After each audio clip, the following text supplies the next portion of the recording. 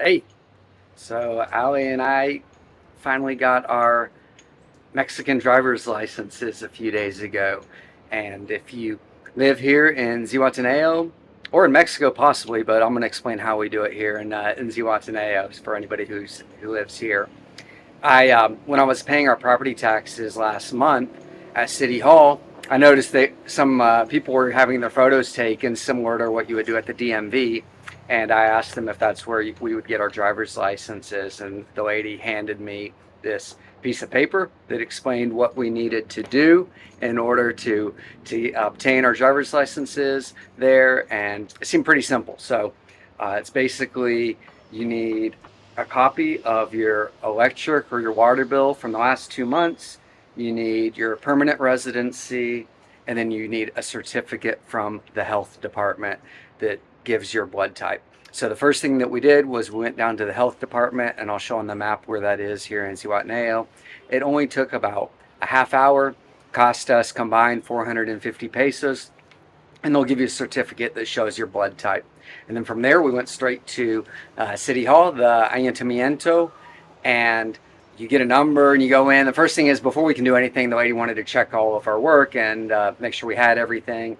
I thought that we could just do the copies of our CFE bill and my permanent residency there, and they don't do copies at City Hall, so you need to have them before you show up. We had to walk down the street, get the copies, pay the 10 pesos for a few copies there, and then go back to City Hall. And again, it wasn't that bad, probably another half hour or so. We paid the fee, which was 738 pesos each, and that's for a 5-year driver's license. You can look at the board and see if you want to do, I think they have like a 3-year, a 5-year, and there's different versions for probably taxi drivers. And I don't know. She told us what we were supposed to do, so made it easy. Oh, the funny thing is, so they'll ask you, they'll say like, do you want to be an organ donor? Yeah, we'll do that. And then once we pay, we go over, we get to have our photos taken. You wait a few minutes and you get your driver's license. The funny thing is, on the driver's license, no date of birth. You don't need to show that you have an actual driver's license in the United States or Canada, and you don't have to take a test or anything. So it's pretty easy. It's basically you pay a fee and you get your driver's license. But like I said, it doesn't have your date of birth on there. It does have your photo. It's got your address. It shows your blood type. It has your emergency contact and their phone number. And then you also do like a fingerprint, and they put your fingerprint on there too. So that's all it is.